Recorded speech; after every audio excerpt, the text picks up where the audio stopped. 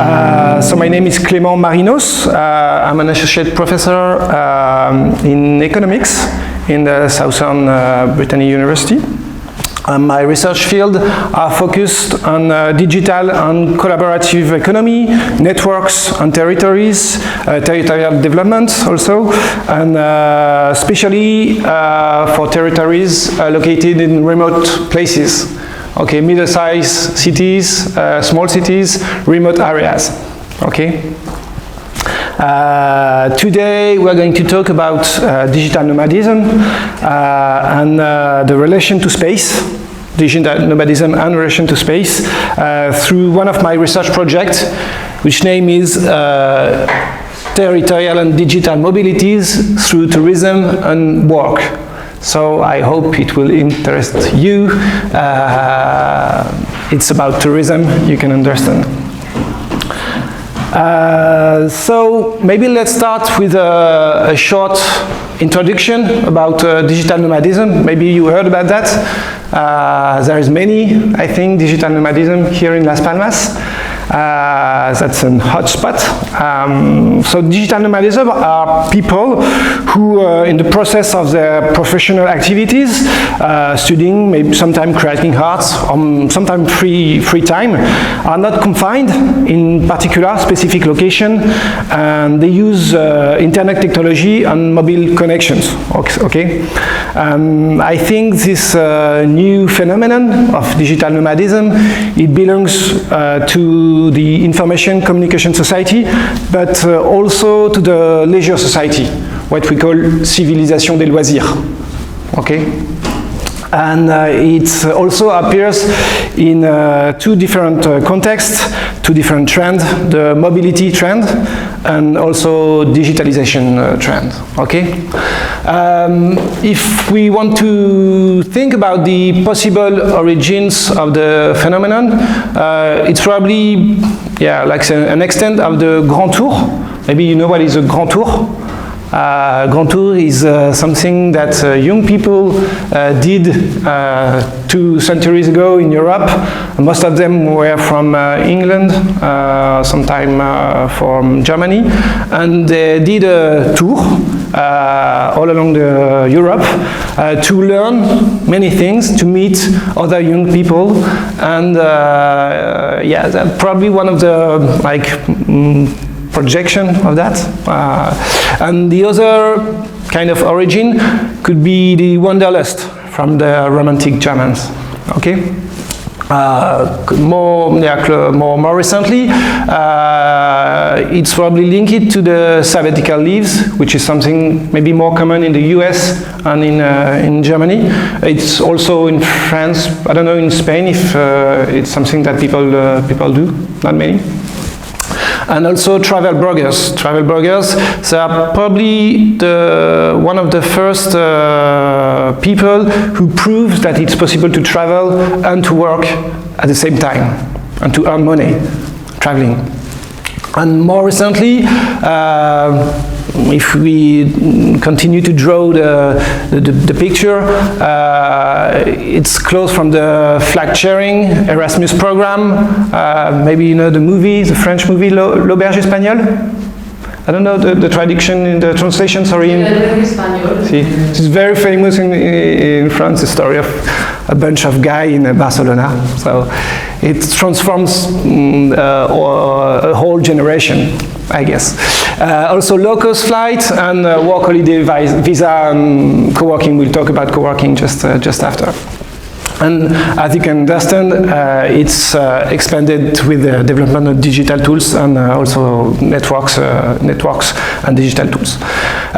One of the questions I will try to answer today is there any consequences on certain territories? I think many, potentially many, not really for the moment, but in the future probably.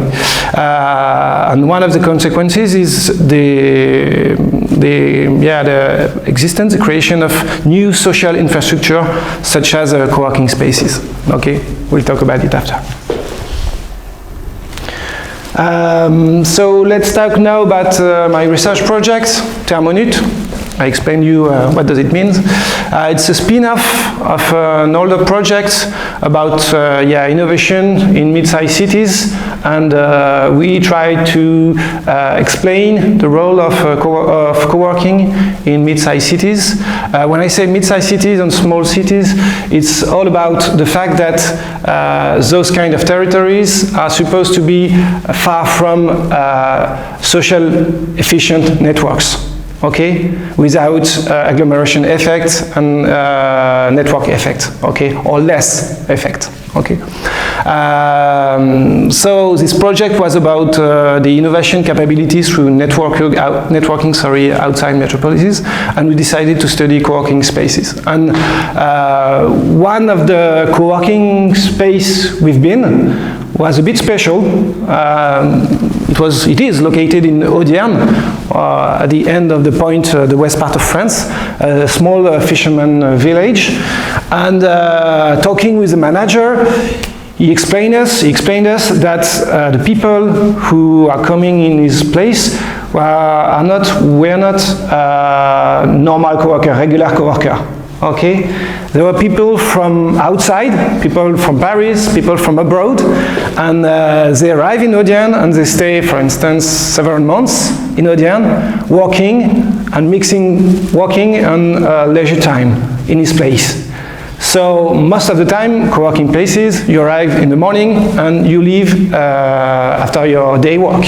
But in that kind of place, in Audierne, and it's not the only one, you can stay, you can leave, you can sleep, and you can spend many months, sometime in 1 year, in the place. Okay. The reason that bring people to come in that kind of place is because they want to live another flow of social connections. They are like looking for a kind of isolation, a kind of retreat, call it retreat. Okay, so it's a temporary hosting of a population, and most of them can be called digital nomads, and they mix leisure, tourism, and professional activity during their stay. And I like this. This sentence: when regular co-working spaces are not enough, we go further. Yeah, it's about the wanderlust I talked just before. Okay. So this is some picture of the place, of the village in Audierne. This is a co-working space. We call it co-working space. I'll talk about it after. Picture of the scenic view, you can say that, of the village. And when I talk about leisure activity, you see surfers, for instance, and that's interesting. Get stuff done. So it's also about work. Okay, you can see the illustration of these several dimensions. Okay. In this place, there is many opportunity to meet people in order to share their network, their resource, and it relies on the place. The place seems very important. Okay, so this place makes us think that there is something to dig. Okay, about this kind of new place, different from a regular co-working space. Okay. So if I carry on the general context, Makimoto and Marinos told us that digital nomads have no fixed location and no anchorage for their professional activities. Most of the time, you can find three kinds of digital nomads: independent workers and freelancers, solopreneurs. Okay, and then employed teleworkers. Okay, we can estimate the population between 0.5 and 1 million people worldwide. It's hard to evaluate, but if we rely on the Facebook groups and Reddit forum, that is that kind of numbers. that's another point is, according to me, very interesting, is the fact that because they are not surrounded by their company, the company, by a boss or manager, they got like a pressure to be more productive, more creative for the jobs that need creativity, sometimes more innovative, okay? Like they live like in an uncertain world. So they need to focus on their productivity. The management is remote, is far away from them, so they only think about their objective, and there's no one to tell them, okay, you have to be there from 9 to 5, etc. Okay, so they work without geographical constraints, and they're only dependent on accessibility and digital networks, okay? And maybe I have to introduce the concept of third place. Maybe you heard about that concept? No? Yeah, it's very strange because it's an American concept from a sociologist named Oldenburg, and it became very, very popular in France. I don't know why. Such that the French government decided to make a special policy about third place, with I think like 100 million euro dedicated to that policy about third place. So third place differs from the first place, home place, and it also differs from the second place, workplace, okay? It's like a mix, an hybridization between home and work. And the first time, Oldenburg was thinking about library, bars, where people socialized and help each other. And it was at the end of the 80s, and like 10 years after, the first co-working spaces appears, and people said, oh, these are new third places, okay? So you will understand why I talk about third place, because I will propose you like a new concept of fourth place, okay?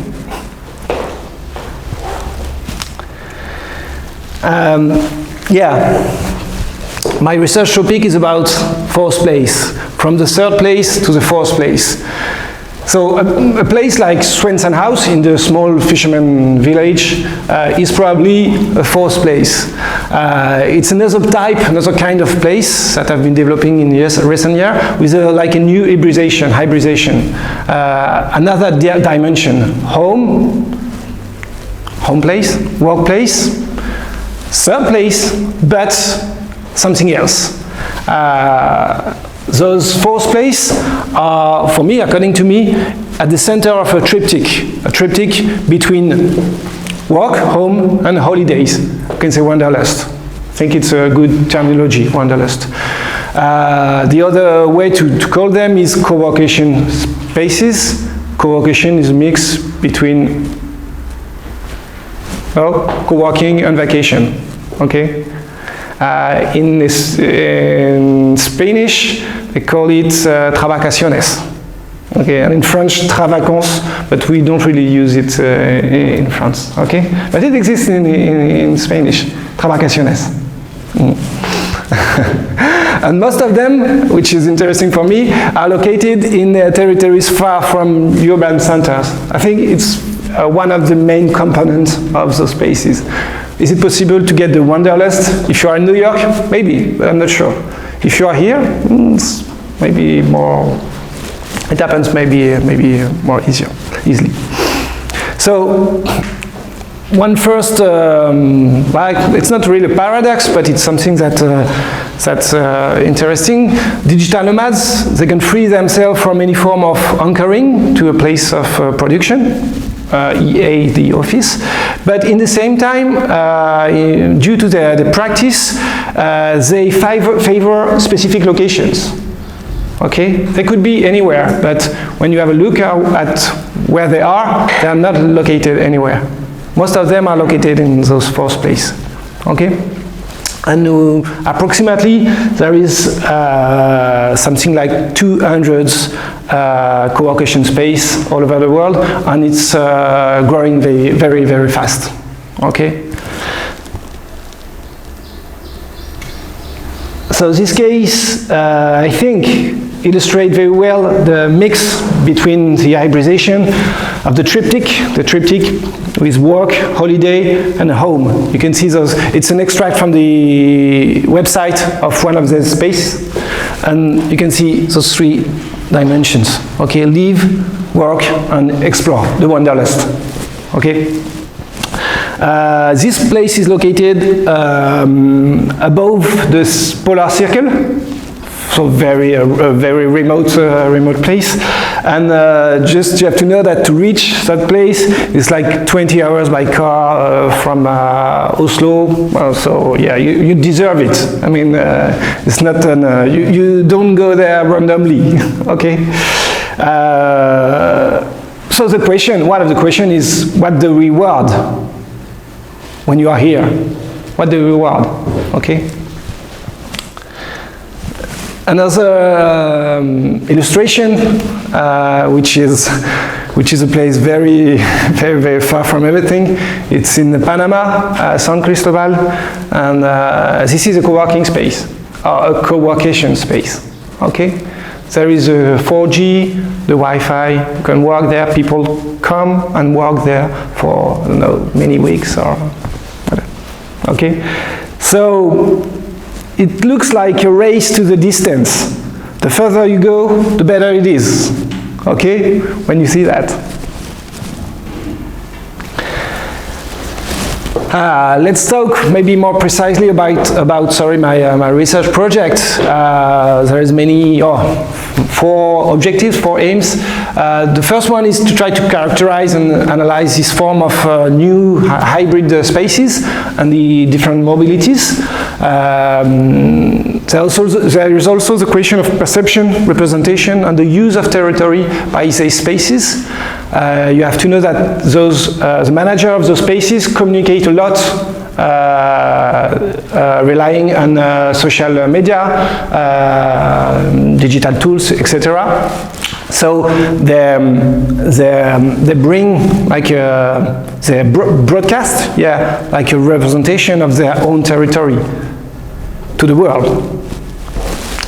The third aim is to identify the criteria for choosing a destination, and it's also, that's very interesting to me, according to me, the question of community dimension of this first place, with two different ways: the external relations with the local stakeholders, for instance, local companies, electives, don't know, and internal dimension is the way that co-workationers or digital nomadists talk together, and sometimes you can see emerging peer communities, okay, inside the space.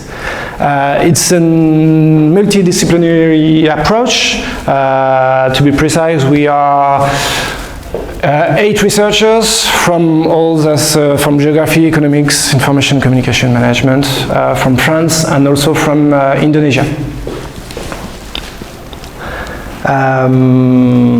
So if I try to summarize, one main hypothesis is that the relationship to time and space could be, or is, we have to check it, is reinvented in these new spaces.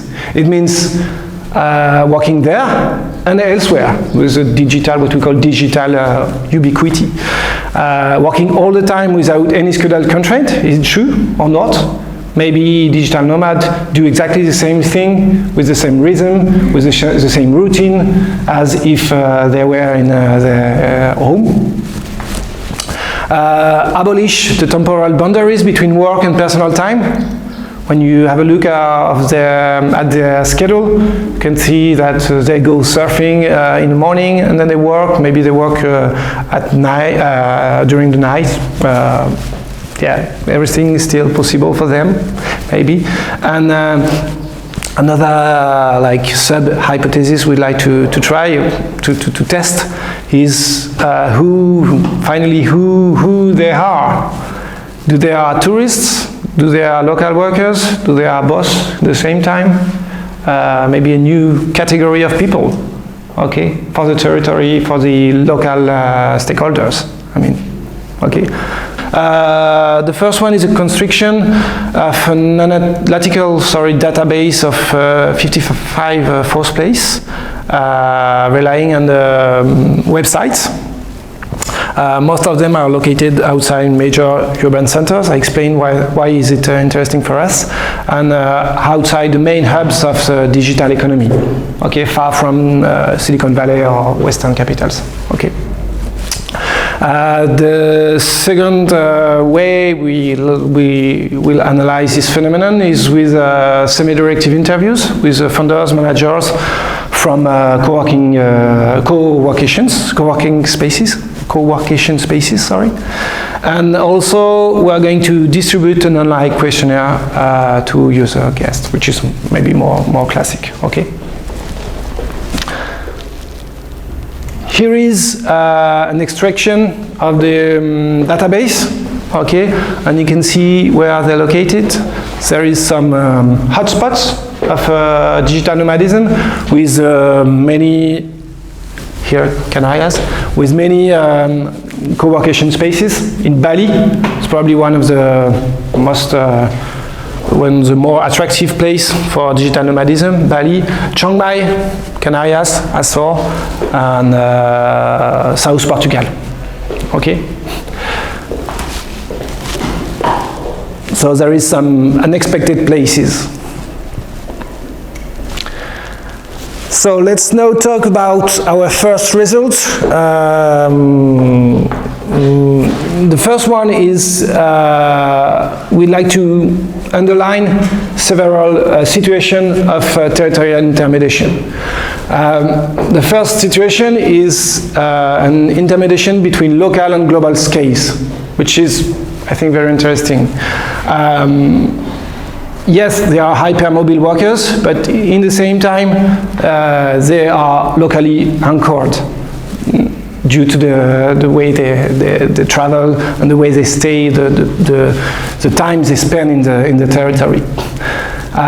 Social networks and websites as the main vector of visibility of the place on the world maps. It means that small villages, I showed you the Lofoten space in Norway, which is not very famous, and it makes it visible in the world map.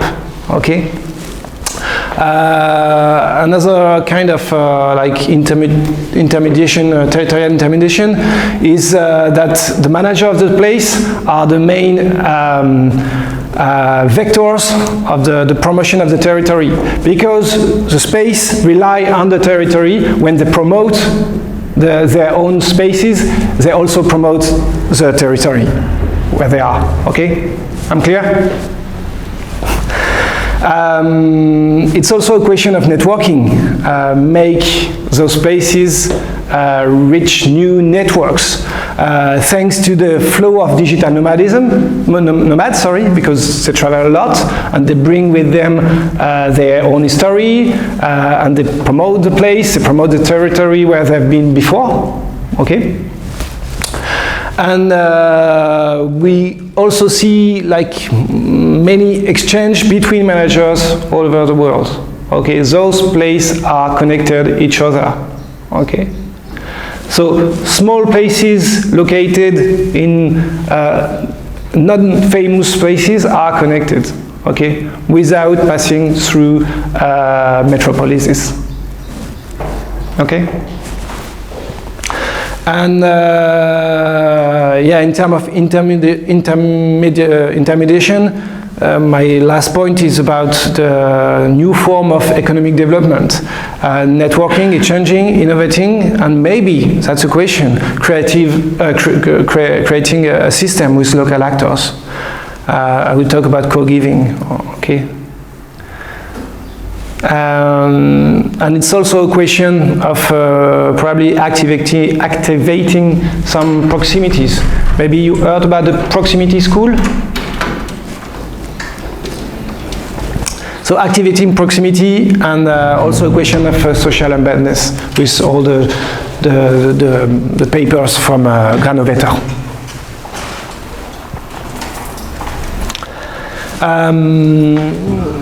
here is a diagram of those different situations.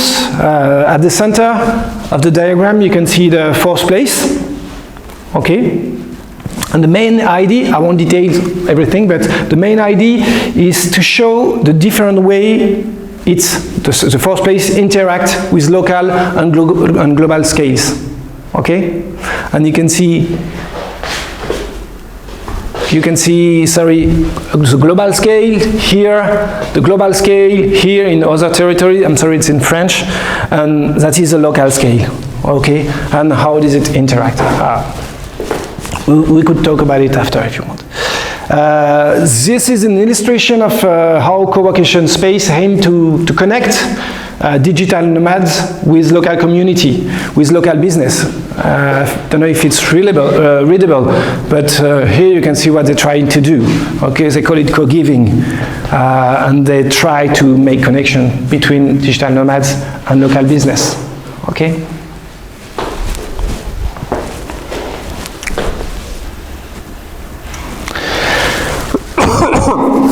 So the second result I would like to present is about some paradoxes. Okay, that's why it's interesting according to me. The first paradox is about singularity versus standardization. At the same time, all those co-working spaces rely on their environment. They are all specific. But if you have a look, for instance, if you have a look, at the way they communicate, have a look of their website, you can see a great standardization. The services are almost the same, the websites are almost the same, and the service and the way they function, the functioning is almost the same. So it's probably a process of what we call institutional isomorphism, probably. And it's probably that. And isomorphism is a process of homogenization in terms of structure and also in terms of culture. There is like a convergence between organizations belonging to the same field. Okay, we can observe it. So that's the first, what we call the first paradox. There are three paradoxes. The other paradox is about centrality and periphery. Some peripheral places are becoming central places. Just talk about Bali. Bali is becoming a central place, okay? A compulsory passage, okay? So it questions like a new global value chain decomposition, because digital nomads, when they are in the territory, they produce value, okay? They are inside the chain, the worldwide chain of value production, which is interesting. So it questions the theory of location of activity, according to me. There is no proximity to the market, and I think the activator of this question is probably the fact that everything is online, and so they can work online, yeah. It's also a question, you probably know Florida work, yeah? You never heard about Florida? Yeah, I guess. Florida told us that geographic centrality is a condition for innovation for the creative class. There may be another concept of geography in this context of digitalization, where you need proximity in terms of internet access and all that. Yeah, for sure. Yeah. It's a different concept of geography. Yeah, okay, I will not everything. So, Krugman, just a few words about Krugman. He relies on the location choice made by companies, and according to him, to Krugman, the high transportation cost and the increasing return of industry with increasing size imply a concentration of human activities on certain territories to the detriment of others, okay? So making economic poles. So that's the second paradox, and the last paradox is the fact that digital nomads need to be connected, but they also want to be disconnected at the same time. They are looking for remote, for adventure, for something new, but looking for isolation, but also for social and community relations. When they are hosted in co-working spaces, for instance. So on one hand, social relations provide access to resources for innovation. On the other hand, the fourth place are based on temporary exclusion, relative isolation. And some researchers think that when you are remote, when you are far from your original environment, you are more creative. Okay, but that's something we need to dig. So with the quotation, participants in the creative process would be more likely to be creative as they move away from the original sources. So being creative, the creativity is a step to be more innovative. So maybe you have to leave your metropolises to be more creative. Okay. Maybe I have to say that it's more about entrepreneurs than teleworkers and other. Okay.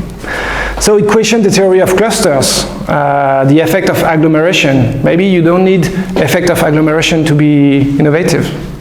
Okay. Maybe. And also the special accumulation of local social capital, what we call local social capital, which is a driver to development, to develop the territory. Yeah? So 3 paradoxes. For now, we only write like few papers, few valorization. The first paper is about, I'm sorry, it's in French. It's about the different intermediation situation. It's going to be published soon, I hope. The second one is our colleague. It's a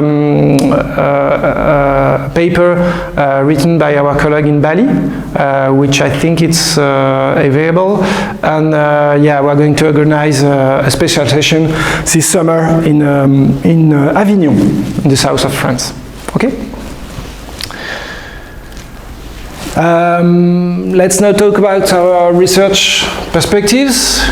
We will probably continue to work on the analysis of the triptych, holiday, work and home. Yeah, forced places. We need to continue to work on this concept of forced places, I think. There is also something interesting, what we can call the instrumentalization of the peripherality.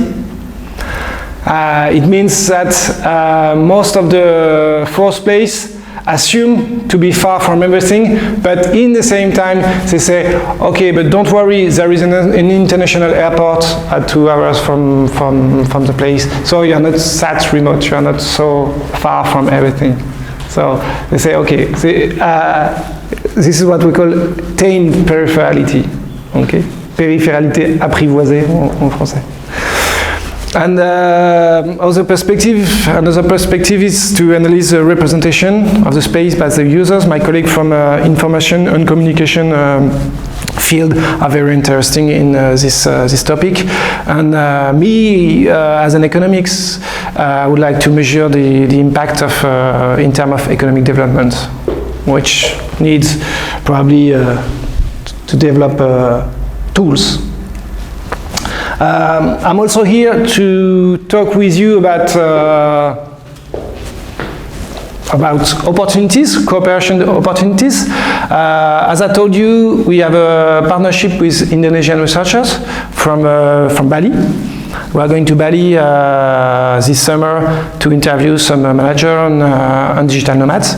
The project is supported by the French embassy, and it's yes, it's a 2 years funding. I think being here is maybe an opportunity to make the project bigger. It's a wish.